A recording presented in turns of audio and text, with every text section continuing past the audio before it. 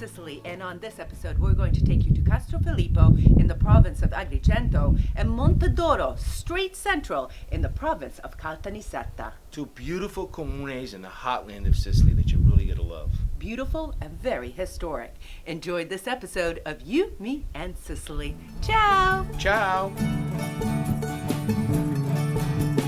In the heart of the province of Caltanissetta, perched on a hill, is Montedoro, literally mountain of gold. The town has a distinctively simple style, but in some ways is quite sophisticated. It is here we meet David Petrie, a young entrepreneur, historian, and our expert guide full of knowledge of the area's rich history. David, like Alfred and I, is deeply committed to showcase Sicily to the world. Our first stop is the state-of-the-art astronomical observatory built in 2004, where you can enjoy breathtaking views. Look at this. Good Lord. How beautiful is this? Located on Mount Ottavio, which the Arabs called El Munizar, or Lookout, you can even see Mount Etna about 100 miles away, and the Madoni Mountains. The observatory and planetarium were built partially by government funding and private contributions, and is now open to the public. Look at that. Huh, Chiara? Good. And it's very good. This area is rich with citrus fruits, almonds, olives, and grapes, which results in some delicious products special to the area. Our next stop is to sample candied citrus fruits and nuts at Chiara and Massimo Bofalino's shop, where they greeted us with this spectacular display. Their products are made only from local produce. The candied fruits are delicious alone or dipped in chocolate, and are sold to pastry shops where they use them as decorations. They buy your products, the bakery places, and they use them, the dried fruits, on top. La tipica torta siciliana, la cassata siciliana. The different flavored almonds were also a unique treat. There's the one for sugar. This is the one chocolate. This is the one curry. And this one is pepperoncino. Am I correct? So I'm going to give you a quick taste test. I'll try the sugar one first. Sono buoni, numero uno. Chocolate. This one is good. With the beer, you kidding me? Good again. 2 for 2. Curry. Ooh, now you're getting adventurous. Vediamo se riusciamo a passare in vantaggio. With a Heineken, yes, it'll rule. And finally, pepperoncino. Right here. I saved the best for last month, though. Okay? We're going to see how this one is. Great. 2 beers, we're all set. We also stopped at a popular olive oil producer to sample some distinct olives and olive oil grown right outside the town.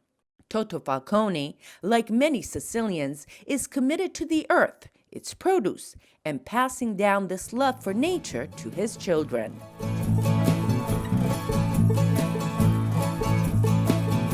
Next, we stopped at the Sulphur Museum, a sad and dark chapter in Sicily's history. While there's evidence that the element was excavated for thousands of years around the island, by the late 18th century, during the Industrial Revolution, Sicily had a virtual monopoly on the Western world's supply of sulfur, with the British purchasing most of it through exclusive contracts, and later the Americans as well. They were really children. And their job was just to carry stone, the stones that the miner is digging under the ground, put in their bag through those sacks or baskets, and they walk out all day long. But it would be children, mostly boys as young as 8 years old, who would mine sulfur in caves in extremely dangerous and inhumane conditions. To make any kind of iron, they need sulfur. And this is also very important, explosives. The boys, called carusi, were often given up by their families to the mine owners in exchange for monetary loans, which took years of backbreaking work to repay. The boys and men worked naked, partially because of the extreme heat and treacherous labor. So this, when it rains on the arms, on the clothes of the miners, it can actually burn their skin. So one of the reasons they used to work naked, completely naked, is because it's better cleaning up like this than having clothes which become full of acid. They carried out the sulfur rocks on their backs to furnaces located nearby. Tens of thousands took part in this form of indentured servitude, and hundreds died while mining. Those who survived would develop numerous diseases and deformities.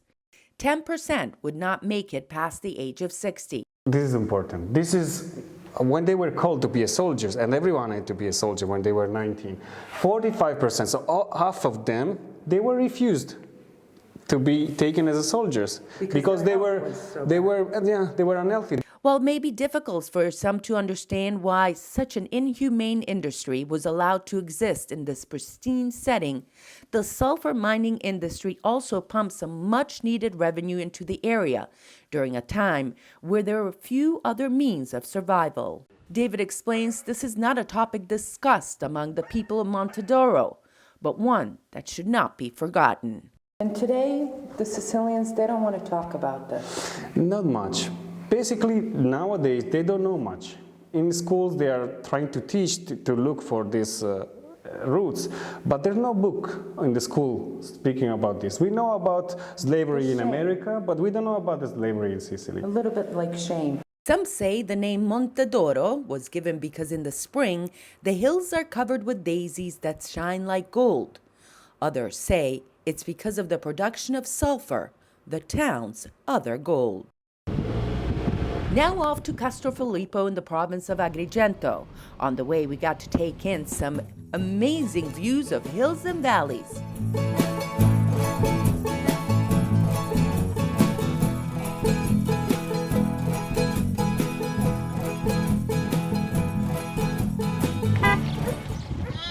And once we were just in the outskirts of town, we hit a typical Sicilian traffic jam. While there's evidence that the original inhabitants of Sicily, the Sicans, lived in this area, the Greeks and then the Romans also quickly settled around present-day Castrofilippo and the Agrigento province in general, mainly because of its fertile land. This was perfect for the production of wheat, almond, olive, and grapevines. They were followed by the Arabs, who put considerable attention to the area. Ciao, Castrofilippo. Castrofilippo, ciao. Diego, ciao, che c'è un amico. Next came the Normans, but it was the Spanish who came in the early 1500s who shaped modern-day Castrofilippo.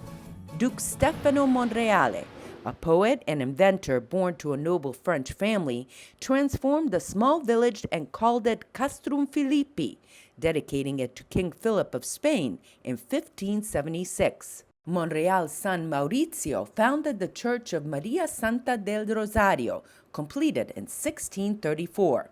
Upon this gift to the town, Maurizio obtained the title of Duke of Castrofilippo. When we visited Castrofilippo, we were taken back in time, reminding us of a snapshot of Sicily of days gone by.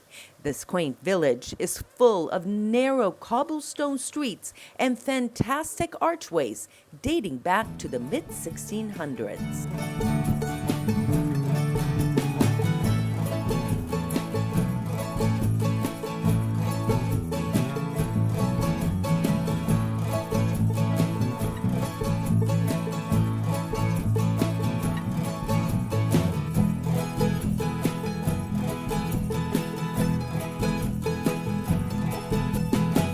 One of the other main attractions is the Church of St. Anthony Abati, dedicated to Castrofilippo's patron saint.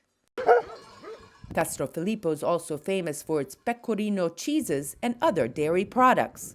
The tiny town, mostly made up of an aging population, is the ancestral home to many Americans of Sicilian extractions. Ciao America. Ciao America. You know, Alfred, even driving around those narrow streets and getting lost in Castrofilippo and seeing the beautiful vistas and meeting the beautiful people in Montedoro made this a very memorable trip. You know, it's exactly what Sicily's like. Beauty and a little bit of sadness. More beauty and a little bit more sadness, Esther. And island of contrast. That's for sure. If you've enjoyed this episode, make sure you check out all our episodes at www.youmeandsicily.com. And don't forget our Facebook page, You Me and Sicily. That's right. See you next time. Thanks for